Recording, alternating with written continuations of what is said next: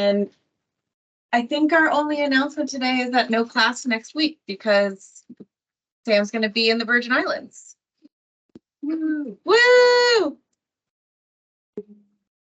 Yes, we're hoping to double the list of St. Croix, which is 9 species. So hopefully, hopefully not too difficult. Okay, so I'm going to open up Joel's work here, and we can start where we left off, but we'll wait maybe 1 second to see if Joel is coming online here. If not, we have the material. I just want to check my microscope is working here. Today is mostly going to be characters. General characters. And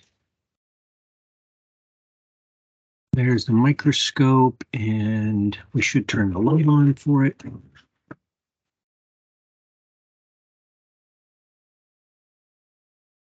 And that looks ready to go.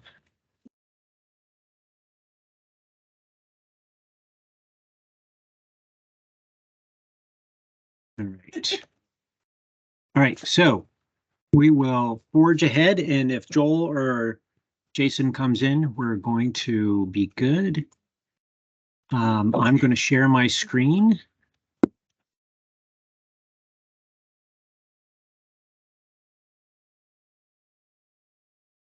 And we're going to jump to where we left off, which was which point? Couplet 10. Yeah. Okay, couplet 10. So we're on couplet 11. We're on couplet 11. Recall. Pardon? Finish all the what I call crunchies. Got it. So we did what Claire calls the crunchy, so Cressonii, albapenni, things with a lot of surface sculpturing on the side of the pleura, and very deep, large pitting on the scutum. And we're going to the magic of 11, which is a pretty straightforward one. So if you look here, we've got the number of submarginal cells, 3 versus 2. Rarely do Lasioglossum species drop out of their submarginal cross veins and going from a 3 to a 2. And if that's so, look on both wings. But most of the time, it's relatively straightforward. And there aren't many species that have just 2 submarginal cells. In the east, what we're talking about is Anomalum, which is a northern species. And then as you move into the prairies, you can get, I think it's Nevadense, which may not even be part of this guide. But we'll jump to 84, but we're going to skip over those for now.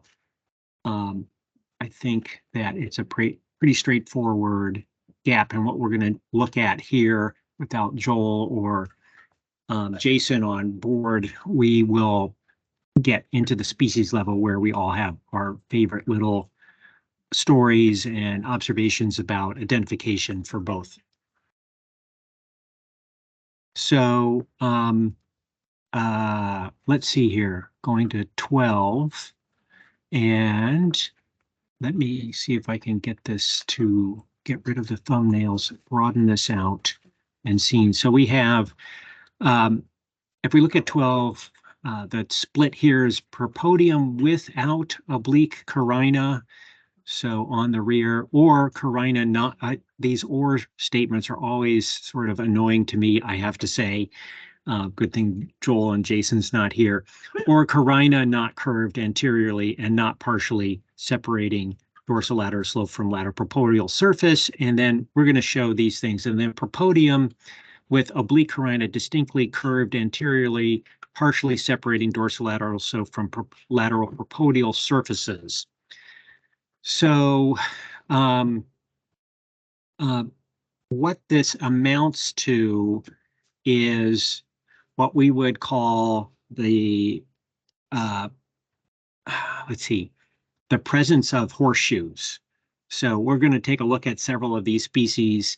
And if you're looking at a specimen and you're looking at the back of the thorax, and you're looking at the propodium dorsal surface, so the upper surface, at the very edge where it turns down to go to the posterior surface, on either side are carina, and we'll show that. And maybe I'm going to see if Claire, in that document, there should be some illustrations that we can shift to you.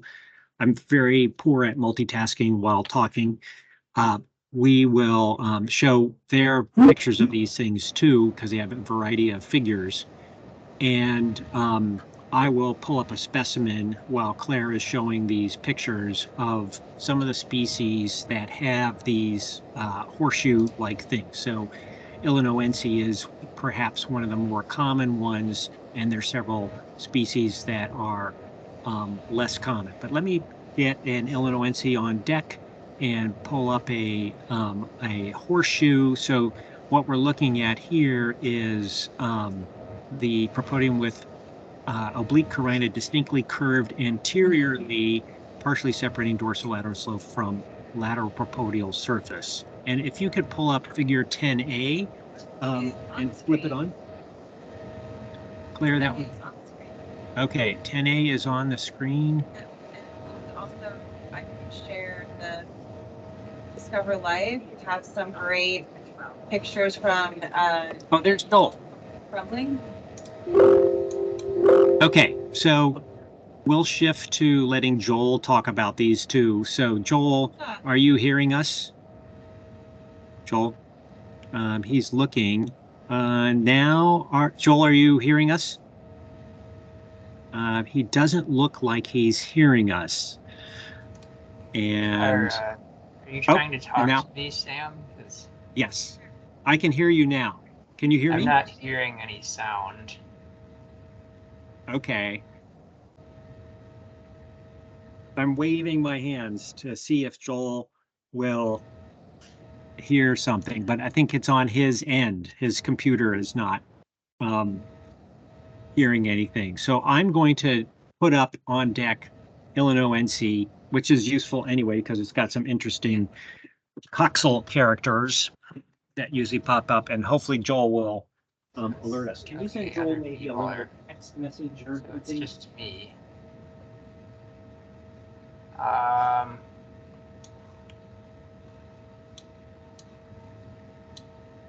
Or That's someone, weird. someone Okay, I'm out there gonna and try leaving and rejoining the meeting. Okey-dokey. he's gonna redo it. Yeah.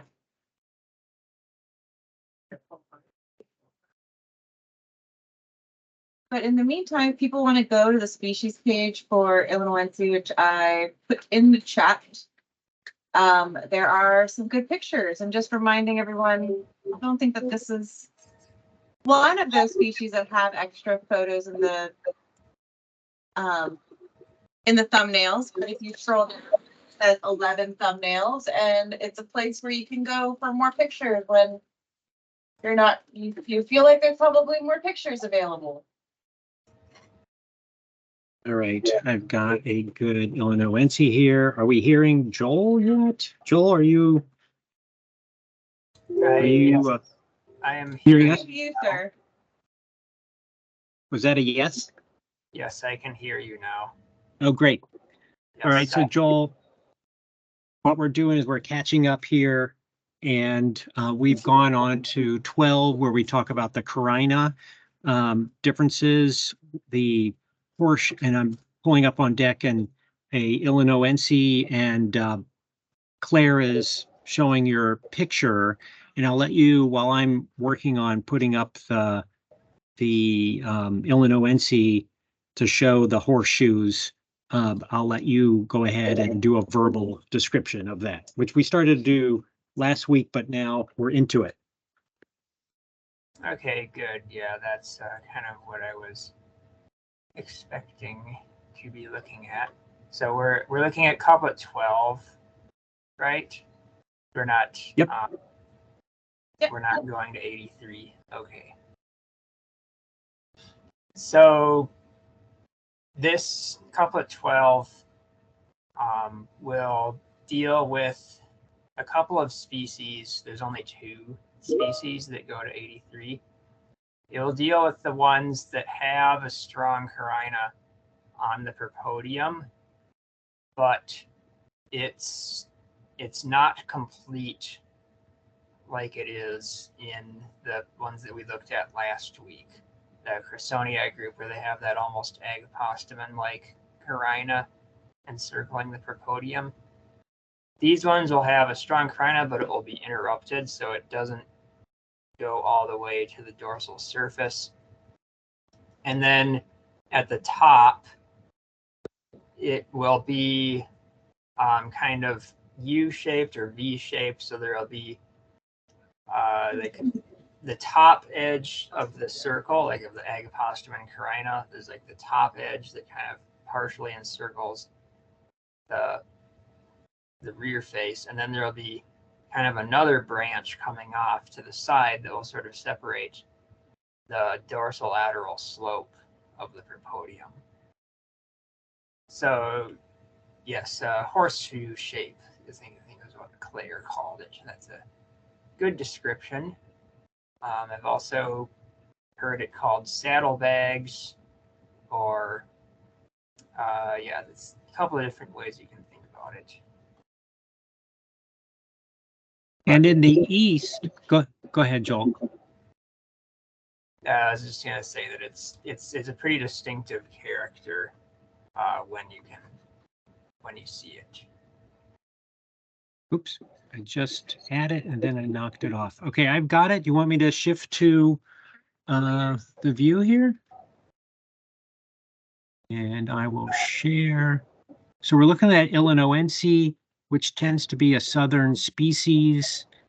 And something that I run into with this species is, I believe it's Lasioglossum apopensi also has horseshoes, and it takes, they're easy enough to separate, but if you're just looking for horseshoes and checking off like, oh, it must be Illinoense, then that's an issue. So here's this horseshoe here. We're not seeing it, sir. Oh, you're not? Okay. Oops, I think I didn't completely share. There we go. And then, so here's this little island of horseshoe. It's a little more, it looks angled, but it's actually very rounded. And Apopensi has something like that. I think what Achilleae has a more angular one, if I have that right. Joel, you know? Achilleae I'm not real familiar with Achilleae. I think I've only seen like one specimen, and that was back in Winnipeg. But if I recall correctly, it has not, the carina will not be like V-shaped like this. Yeah, I think it's very sharp. And you're right, it's super rare. I've only seen a handful in the Appalachians, I believe. Lots of stuff to do in the Appalachians.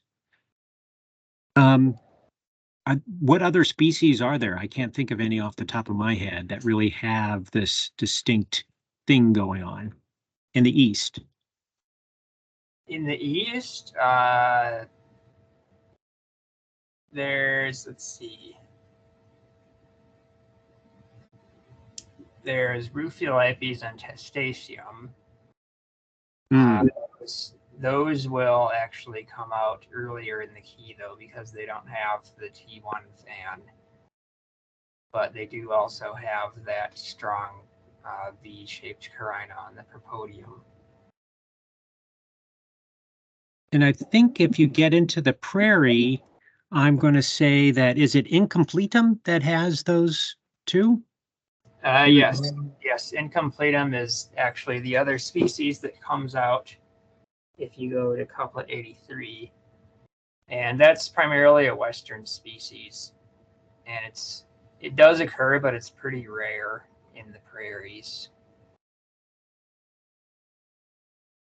So Illinoense also has, and I'm not sure actually that I'm actually showing it here, or I'm looking at the thing behind the coxa right now, but it has I'll try and get another specimen. It has a projecting conical mound or point on the front coxa. Let's see if I can find a better specimen on that. It's unique, but you know, the difficulty is it's not part of the normal flow to look at underneath the head, where often there's a pin or there's a bunch of jumbled up, oh, this one has it, a bunch of jumbled up legs to see that. So the horseshoe and the fact that Illinoense is a pretty tiny bee would be a good pattern. I still have the screen on me or not yet? Yeah. Okay, so I'm going to show, hopefully here, it was showing under my other microscope, the Illinoense front coxa. I get the damn. So now for the audience, we're kind of moving on to couplet 83 now, where we Yeah. separate Illinoense and incompletum. So these are the species that have that distinctly curved carina on the propodium. Yeah. So here's the bump on the front coxa. If I have, do I have that right? Let me just move this down a tiny bit because it should be on both here. Yeah. So here's the front coxa and the trochanter and so forth. And here are these very distinct bumps. A little bit difficult to see in this view here, but they're projecting out, and they're not just a smooth, partially rounded plate like the other species. I don't know of nothing else that has anything like it. Yes, this is unique as far as I know in Dialictus. So if you see a coxa like that, it's almost certainly Illinoense. Yeah. Unless like you're in some rare understudied habitat in the West, it might be something undescribed. Yeah, so the problem is it's not the norm to look there. So a lot of times you end up like going through and going, hey, maybe I should check because this might be Illinoense, particularly if you see those U-shaped carina on the propodial edge. That's usually what I do is I say, oh, that looks like Illinoense. I turn it over and just confirm with these projected points. Again, you should be thinking along those lines if you have a very small bee. It's basically the size of the really common Lasioglossum imitatum. And it's not in the key, but Illinoense also has a very distinctive face. So you can also look at that. I'll put the face up there. It does have a flattened clipeus edge or the squared off like you have for Hitchensi. Is that what you're talking about? Yes. So the face is very short and it has that squared off clipeus edge. And it doesn't have anywhere near a full, that might be good enough. Full aconarial fan that Hitchensi does. Weemsy could be a problem, but you just have to flip it over.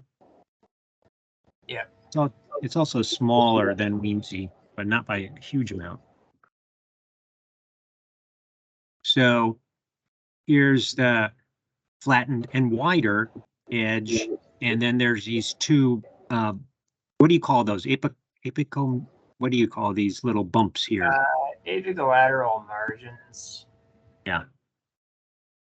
So that is a good view because that's often what you get. If you turn it more so that the face is at right angles to the microscope view, you can see the squaredness, which I guess I'll try and do, but a little tricky here because I'm not getting all the feedback from the microscope as to what I'm looking at. But often those little projecting apicolateral points are a really, oh, there we go, look at that. Must be getting better at this microscope camera thing. Is a good indicator.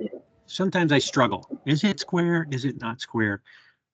And I think part of being square, I don't know if you agree, Joel, is that this relative length of this rim here is taking up a greater proportion of the overall space between the bottoms of the eyes. I don't know that it's absolute. I think that's just more an artifact of the face being short. So Okay. it has a pretty short face, and the clypeus is like not really projecting below the lower margin of the eyes very much. So just because it's so short, the margin is longer. Like you don't have those apical margins like most Dialictus. They're going to be like converging apically, so the rim is not going to be as wide in those species. Yeah. I'm refocusing down here. I'm not 100% sure I have this because there's several features down there that are pointy-ish, but that might be the projecting point on the front coxa, but it's an odd angle, so I could have that wrong. But that's where you're going to be looking. Okay, so Joel, do you want to go back into the guide and go from there? And then I can pull things up on deck, or you can pull things up on deck in terms of the specimens. You just tell me what you want, or I'll walk there with you. Okay, did we want to look at incompletum for contrast? We could, because there are Midwesterners there, and it is an interesting specimen. I'm not sure I have one. Do you have one? I'll take a look. I do have one. I have it ready under the microscope. Beautiful. All right, so I'm going to go ahead and share.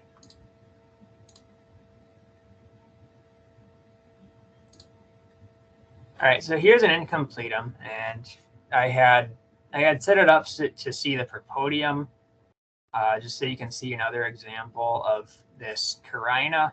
It's not quite as distinct in incompletum as it is in Illinoense. Illinoense has a much more rugose propodium, so stronger ridges, shinier, deeper interspaces. Incompletum is a little bit more irregularly sculptured, but you can still see right here, there will be one ridge that kind of stands out from the background sculpture. And it'll be like kind of U-shaped like this. So going up towards the middle and then going up along the side on the top edge. It's been a while since I've looked at these, but isn't it also the case that that dorsal surface of that propodial area, so the triangle is a bit wider than other species, so longer in, say, comparison to the scutellum? Or do I have that wrong? I wouldn't say it's wider than most species. It's pretty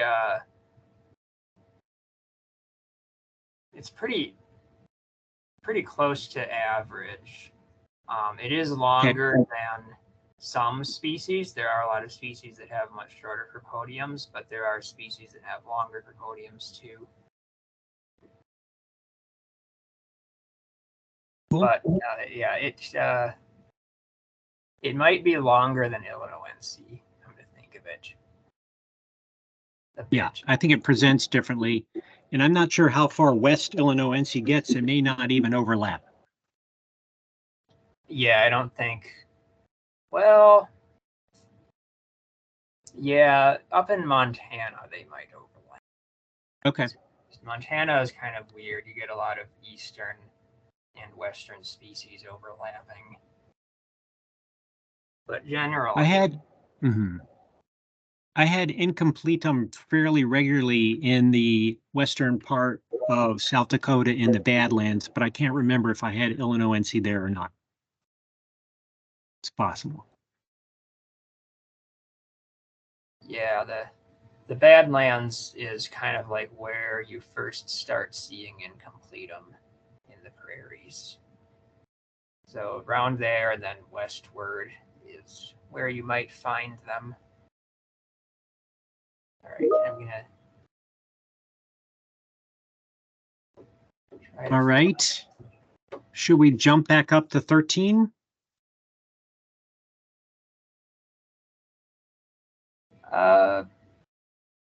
Yeah, I was just gonna show the face of incompletum. There's a couple of other good characters to recognize incompletum that I was gonna quick go over. So there's the face, so you can see like contrasting with Illinoensis. You can see the clypeus is much more trapezoidal in shape, or actually hexagonal, because it has that top edge.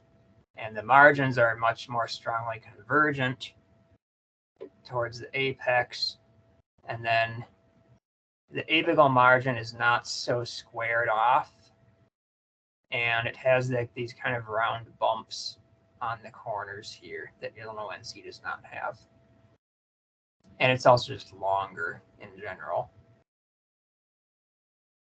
So that'll separate it from Illinoensis. Another good character just in general, if you're just like morpho sorting bees and you want to pull out all your incompletums quickly, you look at that propodial carina, and then you can also look at the side of the head.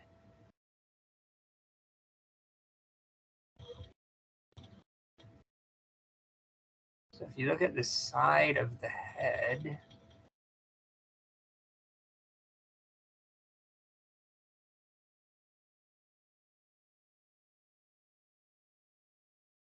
the gena will be pretty wide.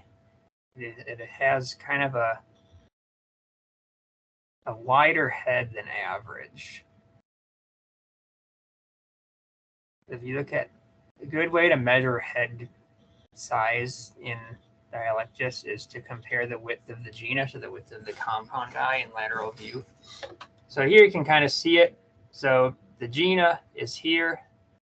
And if you kind of look at like from the edge of the compound eye to the back of the head, and you compare that distance to the front and the back of the eye, this distance will be, this genal distance will be a little bit wider in incompletum, which is not super common. Most species are going to have those distances equal, or the gena will be narrower than the eye. Incompletum is one of the few that has this fatter head.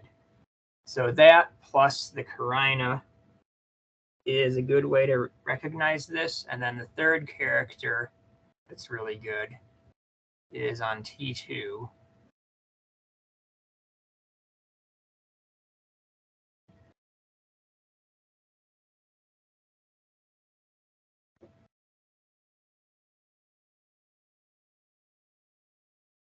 Let's see. All right, yeah, this is tilted at somewhat of an angle, but you can kind of see it.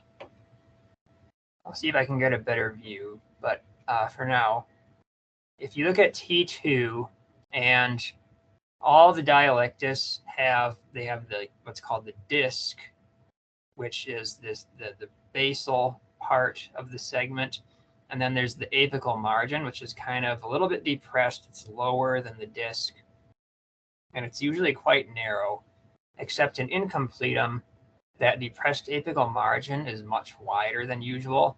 It'll take up about half the segment. And you can kind of see it if you look for these long setae right here. So there'll be this series of longer setae that are directed towards the posterior margin, kind of sparse and oppressed, and those will usually mark where the apical margin begins. So those start right about here, and you can kind of see right about here is where that apical margin starts, and it takes up just about half of the segment length. And almost all Dialictus have that margin much shorter than that. Incompletum is somewhat unique in having that so long. So let's see if we can get a little bit better view. There we go. That's a better view. So here you can see, here's the apical margin. You can see it kind of has a little bit different sculpture. And see if I can reduce some of this glare. A little bit different sculpture from the basal area. The basal area is a little bit more punctate. This is a little bit more coriarious. And you can see those long CD kind of delimiting it, and the change in light reflection too kind of marks where it is. So about half. So that plus the head plus the propodium carina, those three characters will 100% pull out all of your incompletums. You don't even need to key them out.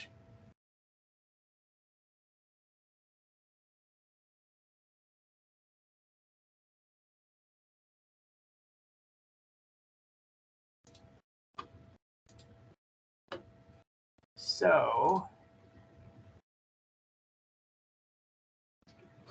let's see, then we can move on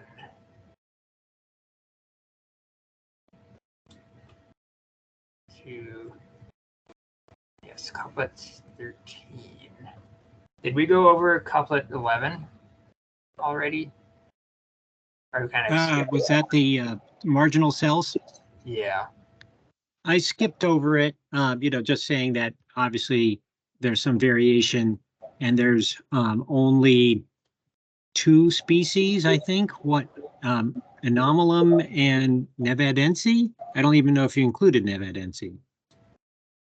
Nevadense usually has 3 submarginal cells. Oh, is it 3? What's the western one that I'm thinking of then? Occidentally. Oh, Occidentalis, yeah. Yeah, so the submarginal cells being 2 or 3 is pretty easy to recognize. And it'll work like 99% of the time. But we could compare Anomalum and Occidentally. I kind of expected we might do that. Or we could Okay, yeah. Well, I think it's good to have see Anomalum and look for a couple other characters because, it has a vibe that's different. And because I'm, from my point of view, which is the kinds of things that I look at, I don't see Anomalum very much. It's much more to the north. We have no records for Maryland. And I find myself puzzling over, like, why is this Dialictus so different? Then all of a sudden I notice that it has 2 submarginals. Yep. That is a tricky thing. So you don't often see these species, so you don't often look at the submarginal cells. So it is kind of good to kind of get a sense of what these 2 species look like. Yeah, so I'd say, yeah, go ahead, let's take a look. All right. You have those specimens there? I do. I have Occidentally and Anomalum. Which one should we look at first? Whatever's convenient. I have my Eastern bias going on. It's a similar situation to the last one where Anomalum is in the east and Occidentally is largely in the west. And I don't know where the overlap, if there is any, might be. There's a little bit of overlap. Actually, these specimens that I have in front of me right now are all from Colorado. There we So go. they can overlap in Colorado.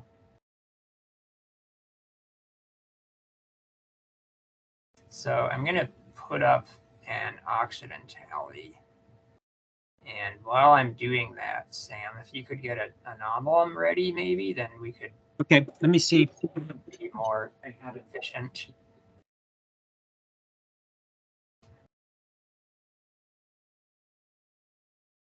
I have them.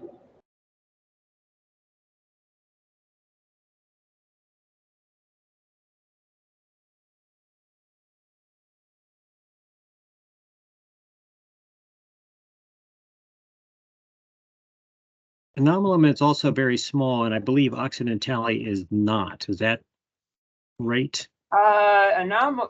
Occidentale is pretty small, although Okay.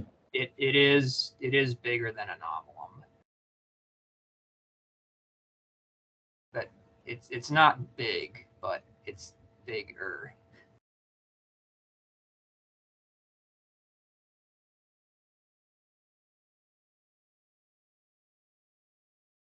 So what are we gonna have on deck? Occidentale or anomalum? I have Occidentale up, but Joel, do you have your specimen? You have, I think, you're shared right now. Oh, am I still sharing? I assume. Yeah. Or no, you're not sharing. Who is sharing? Nobody's sharing. Joel, you ready to go, or you want me to throw it up? Almost. I'm trying to get it positioned. Okay. Under the scope.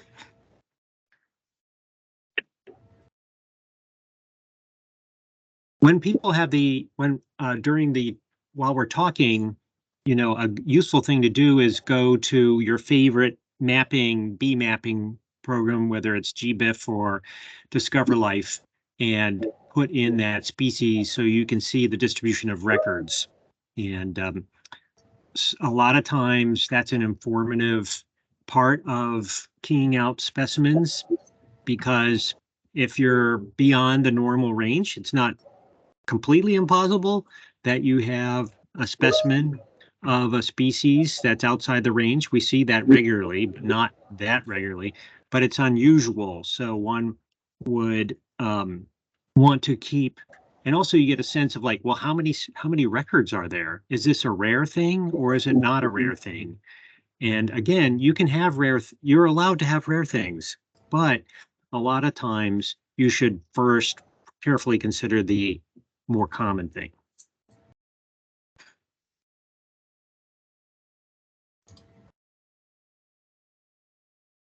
And as more and more people put up their material, we're getting better and better sense of these distributions.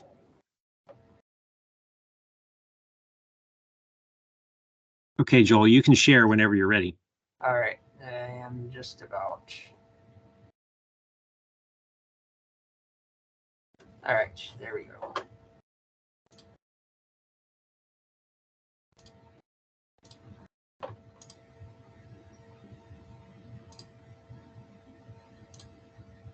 All right, here's Occidentale.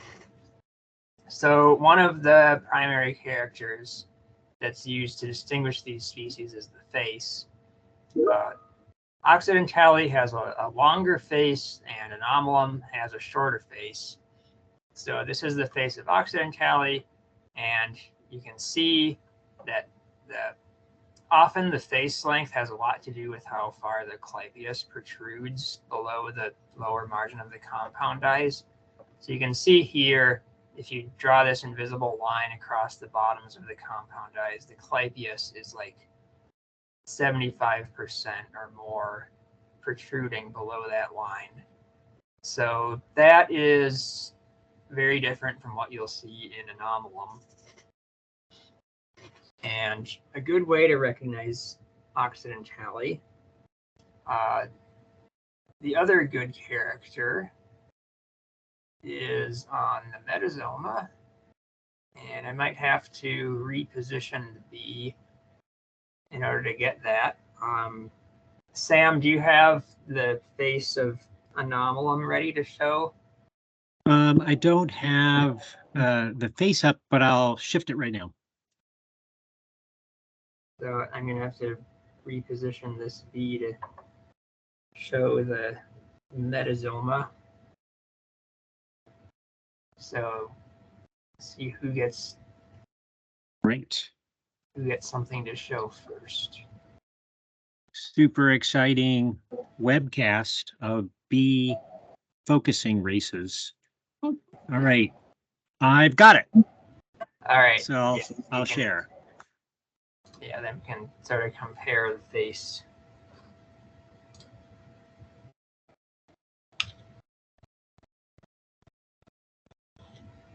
All right, so you can see here, it still projects below, but you can see here's the, for example, that's the supraclavicular margin. Let me get that a little more in focus.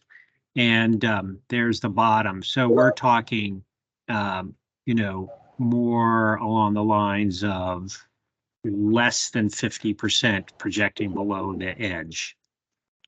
It's also, I think, I don't know what you think, a little bit of a shinier bee, and the wings often have that whips thing going on more in Anomalum. They look somehow a little more delicate. Yeah, it is kind of a smoother, shinier, less hairy bee too. Yeah. You can flip if you're ready to yours, and then I'll put it on the abdomen after you're done.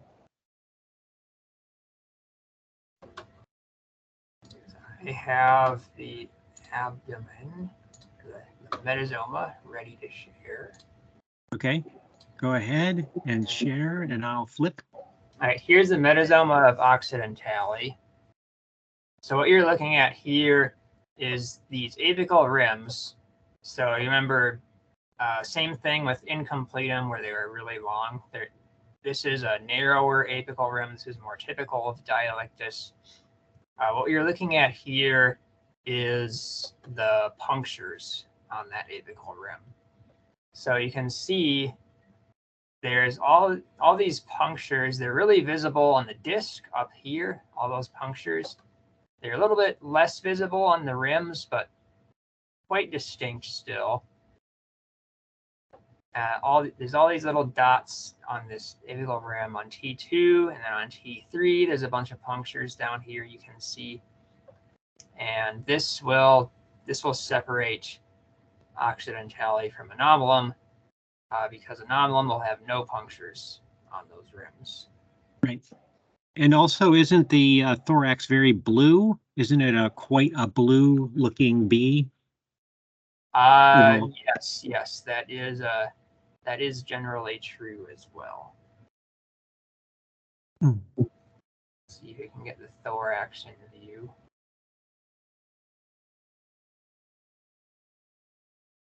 Yeah, it just points back to the fact that looking at lots of specimens, known specimens, and just having a lot of time to look through many, many specimens, you get to learn these sort of secondary, let's call them vibe or gestalt things about your specimen. Just like if you were a bird watcher and you get, I guess they call it the jizz of a species. Yeah, so yep, I don't like to rely on color a lot because there's a lot of factors that can affect the coloration. But yep, you can see here that this is quite blue on this Occidentale thorax. And you can kind of also see how it's generally pretty hairy, pretty fuzzy, especially on the metazoma. There's just a lot of seedy there, and a lot of tomentum. So that the tomentum again are those oppressed plumose hairs at the basolateral corners of the segments. So Occidentale will have quite a bit of that. Useful thing to keep in mind also is that Occidentale actually is a member of this complex of species called the Arcanum group that occurs in the West. So there's the species Lasioglossum arcanum, and there's a whole bunch of species related to it that are undescribed, and it's pretty common in the West, especially the southwestern U.S. And all of them will have these really distinct punctures on the rims of T2 and T3. And it'll basically like look almost the same between the disc and the rim. So there's no visible change in sculpture as you move from the disc to the rim. It's just as shiny and just as punctate. That's characteristic of this Arcanum group. And Occidentale is the only one in that group that has 2 submarginal cells. So does that group also include our friends Calidum, Trigeminum, and Mirandum? Nope, those are not part of that group. Those are different. The punctures on the rim of those species don't look the same as the basal part, as the disc. Rim will be a little bit duller, and the punctures will be a little bit finer. This is like, it's exactly as shiny and as punctate as the disc. So we really don't have any Eastern analogs of that group. It's all a Western. This is a strictly Western group. Occidentale is probably the most Eastern one in that group. So I think it's like, there's 3 species in the group that have names. There's Arcanum, and there's Occidentale, and there's one in California, Grinelli. And the reason Occidentale actually has a name is because it's more distinct with those 2 submarginal cells. And also, but you're working on the taxonomy of the others?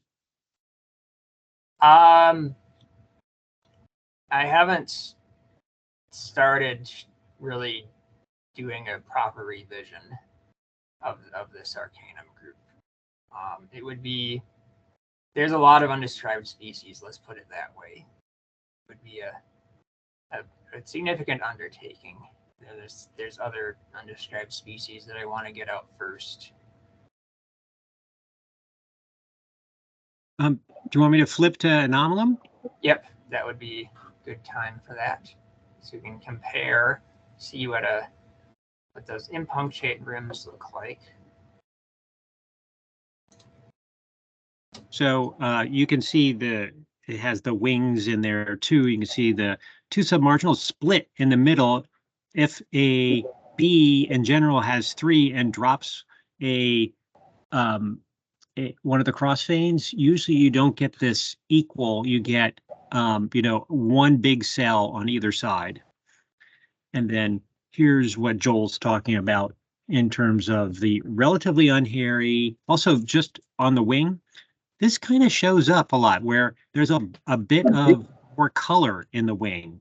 I think it's filmier, and it gets into what a lot of the wasps have, which is, or Hylaeus, wing interference patterns.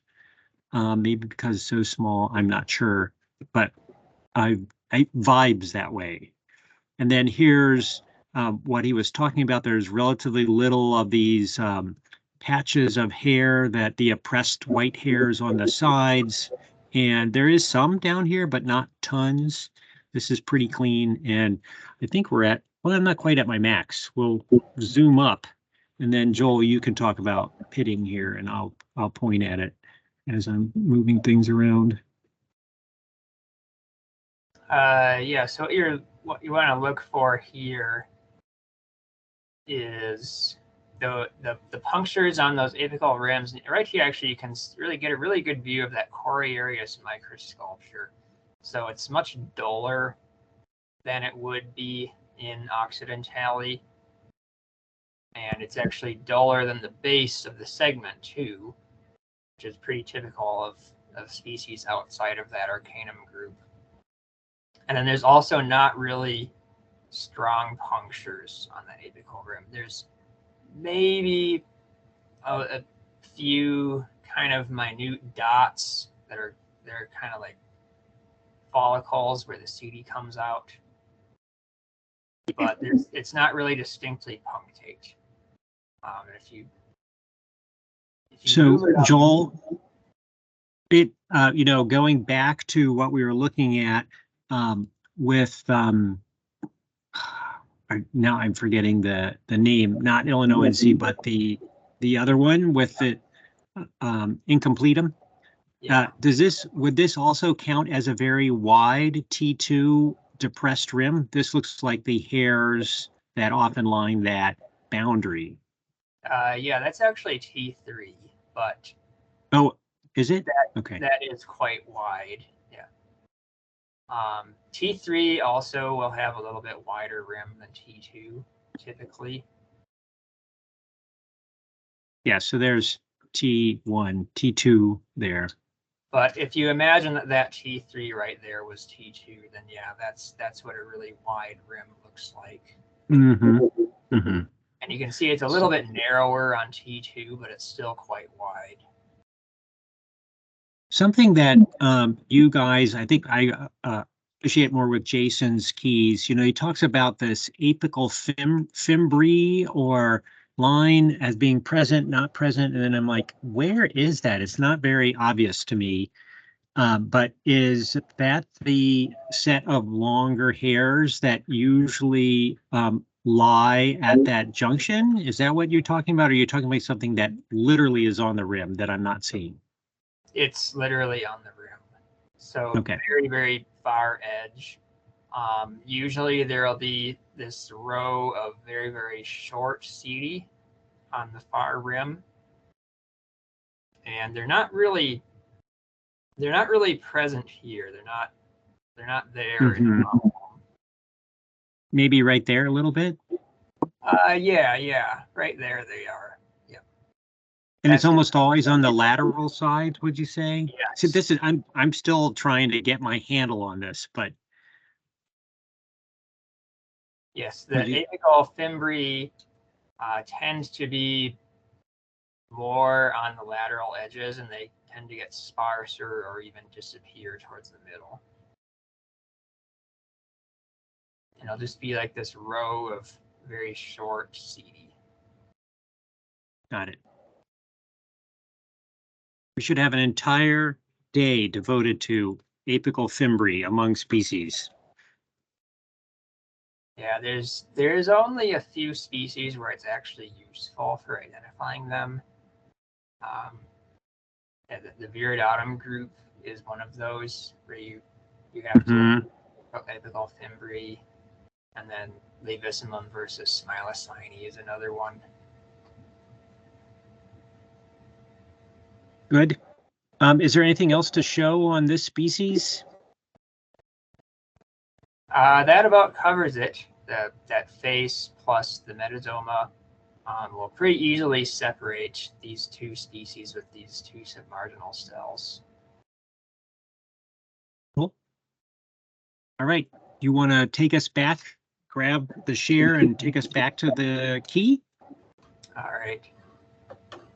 So let's see. Okay, and then we get to the mesoscutum with the punctation sparse in part or dense throughout. Actually, before we get into that, quick word of warning for anyone in the West. If you're looking at bees with two submarginal cells, there is another one in the West. There's Biclosum. It's pretty common in California and southern Arizona. There's another one that only has two submarginal cells. And then males of Lasioglossum clematicellum, which is a red-tailed species, except the males don't have red tails. They'll have a black metazoma. The males will quite frequently only have two submarginal cells. So if you're in the West, use a little bit more caution and don't just call everything occidentale.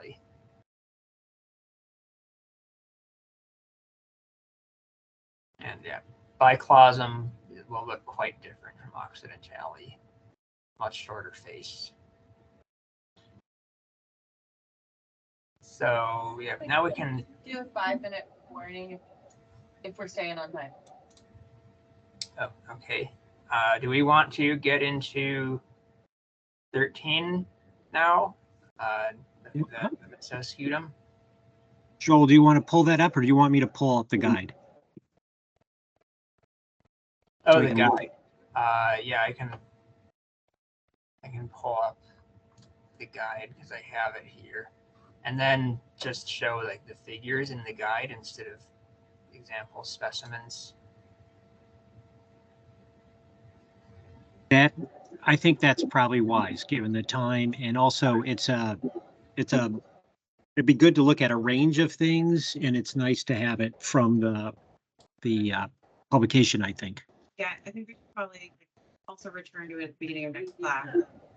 Yeah, because it's another place where decisions have to be made pretty regularly within guides on Dialictus. And sometimes the whole notion of how far apart things are we taking the average? Are we taking the greatest? Are we looking in the center? Are we looking at the anterior or posterior? You know, a guide to pitting. I think it would be great to have you talk us through what your thinking is when you're talking about sparse, not sparse, and measurement and region of the scutum, because it's not all uniform.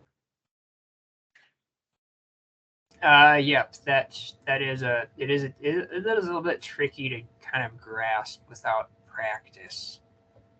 So here's couplet 13. So that, hey Joel, I'm going to flip to my screen because I've got the it's very tiny on yours, and just to save time, and then you go ahead and talk so that people can see the guide better, and then see what I'm saying? It's just bigger on screen. All right. So I mentioned earlier that there's kind of 3 states of the scutum punctures in Dialictus. There's all sparse, which I think we looked at already. And then there's sparse in the middle and dense towards the edges, which is the most common state. And that's this first highlighted part. That's what Sam is highlighting. It goes to couplet 14. It'll be, what you're looking for there is punctures that are sparse in the middle, and then they almost always get really dense towards the parapsidal lines. And then the third state is all dense. So totally uniform throughout the whole surface of the scutum. They're not going to be any sparser in the middle. If you look at the parapsidal lines and you look at the middle of the scutum, it should look about the same. So that's what you're looking for to go to couplets. Claire, do you have the picture? And so we can get Claire to put the picture up, and then all 3 of us will be helping out. Yeah, and that it gets kind of fuzzy if you get cases where it's like about 1 puncture diameter between punctures. It gets a little bit hazy, hard to decide which way to go. In those cases, really pay attention to that uniformity. So is it sparser in the middle than it is towards the edges? If it is, then maybe try going couplet 14, saying it's sparse in the middle. If it looks the same throughout, then you go to 73. Yeah, Yep. That's good description. So what are we looking at in 10 and 11 here? Do you want to just talk it through a little bit? And then also, right now, we're not talking about pit density, but we might as well spend a hot second on that to wrap up today's talk. Measuring pit density. Yeah, so the arrow on 10B shows that central region where you should be looking to see if the punctures are sparser in the middle. So that's where you're looking at, and if you look at the picture, you can see that those punctures there are separated by about, I'd call that between 2 and 3 puncture diameters. Maybe there's a few that are 4 apart towards the anterior edge, but generally 2 to 3. And then as you go towards the edges, those punctures ladder out of the parapsidal lines are less than 1 puncture diameter apart. So that's a pretty obvious case of being sparser in the middle. Then so Joel, let me ask you a definitional thing. So when you want to say, you said 3 to 4 pit diameters there, or puncture diameters, Now, are you talking about an average? And when you're measuring, are you saying, looking at one pit and saying, what's the closest pit? Or are you talking about the average of several pits around there? You see what I'm saying in terms of precision of talking about that, of measuring density?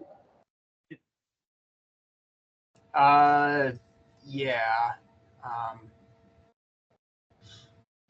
It's not an average, it's a range. So the lower number will be like the minimum that the punctures are separated by, and the higher number will be the maximum. And then what I do when I'm describing it, I'll use dense or sparse to indicate which end of that range is more typical. So there'll usually be like a lot of punctures, like some of them will be closer together, some of them will be further apart. And then if I say like it's dense and then it's like 1 to 4 puncture diameters, what that means is that most of them are going to be 1 diameter apart, but there will be a few that can be up to 4 apart. If I said sparse 1 to 4, then it would be same range, but most of them are going to be closer to 4 puncture diameters apart. So we're really talking about, if I chose a pit, my measurement is find the next nearest pit and what's that distance, and then do that for all the pits if you were completely anal about this, and then to come up with that range, and then you'd have, averaging sparse, averaging dense. I don't only look at the nearest pit. What I do in my head is kind of like look at pick a pit and then look at maybe like in a radius around it, like maybe like 8 different directions. What is the nearest pit in each of those directions? Okay. Something for another time would be that we would get a series of pictures, we put them up, and then everyone in the group would estimate the pit density. And I think that would be really interesting to see, in terms of, how to talk about it, what's kind of range are people providing, because it is, you get into it when you do need to know something about pit density for some of these couplets, and also, for doing descriptions. So I think it would be fun, what is fun in Dialictus land, to have people look at pictures and come up with, things like, we could ask uniform, sparse, dense, and, distance, and see what we get. And then people get it wrong, cannot come back. How about that? I think I would probably be shook by how differently everyone measured it. How does anyone ID these things when we all measure things differently? Yeah, but I think it would be, so we have an account with a program that mostly school kids use, which is it's not SlideShare, but it's flashcard, Quizlet. And so we could literally have 100, if we wanted them, slides of scutums of just Dialictus, and say, people would have to guess. You then theoretically turn the picture over, and it gives you like, this is what we called it. And, and go like that to have people begin to converge on your mind, Joel. You see what I'm saying? Like, it's useful to have some training. So maybe we could do that. It would also be kind of interesting to see what the range is, but maybe scary. Do you have the red-tailed Dialictus paper on hand? We do have it. It's not super close by, I don't say, although Claire's looking for it. Because there's a figure in the red-tailed paper that demonstrates a lot of the differences in punctation Cool. that might be useful to show. I don't have it, so I'm actually downloading it, but you might be able to get it faster. Claire's looking for it too. I'm not looking for it because I'm not as clever as you guys.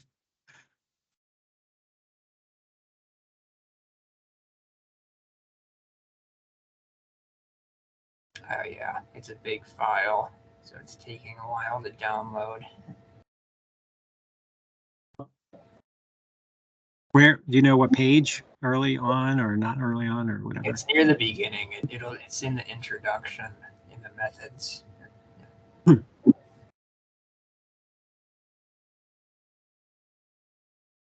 Claire doesn't seem to have the proper paper. Maybe we can return to it though next time, and I think it's useful. Oh, Claire The says she's Gemini paper. Not the Gemidum group paper, the red-tailed Dialictus. Actually, it might be in the Gemidum paper too. Yeah. Is that it? Want to zoom in there, Claire? Boom. All right, walk us through. Yeah, so this is a figure that I made to kind of pictorially represent what it means when I talk about different kinds of punctation. So I kind of split it between like the top half and the bottom half in each segment of the figure.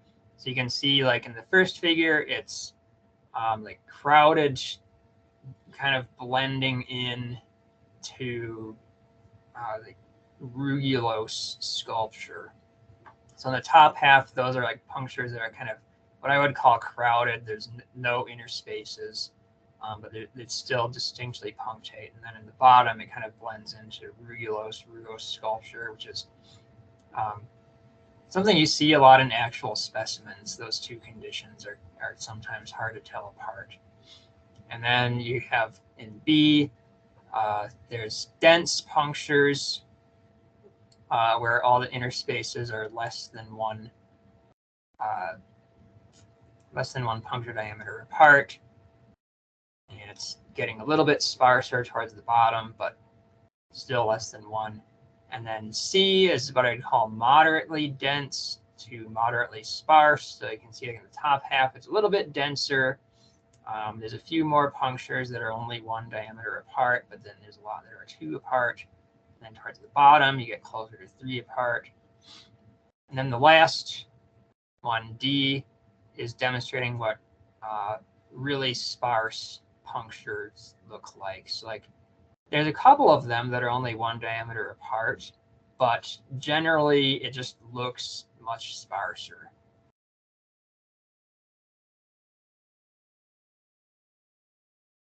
Yeah, and that in the last one, D, that sort of situation, big pits, little pits, that's surprisingly common, and it's not used that much in ID, but it is a thing.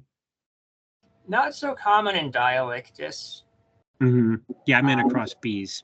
Yeah, there's a lot of other bees that have that condition where you have like big pits and little pits blended together.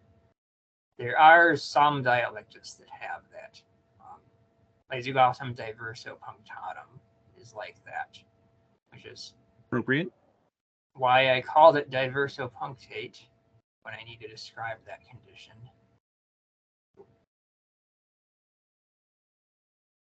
Cool. Well, Yeah, that's what I've Claire, got. do you have any announcements? What was he gonna say? Sorry, Joel. That's just what I've got for figures for punctation. Yeah. No, good. And I'm sure we'll have to return to this topic.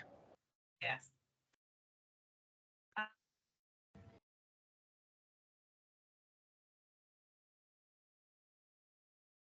And we'll come back Made a note for this, made a note for our Fimbria conversation. We'll proceed from there. Thank Yay. you, Joel and Claire. Thank you. All right. All right. And I think Claire mentioned this, but we'll not have class next week, but we will when I come back. Well, actually, am I gone 2 weeks? No, You are- I'll be just gone 1 week. All right. We'll let you know. Thanks.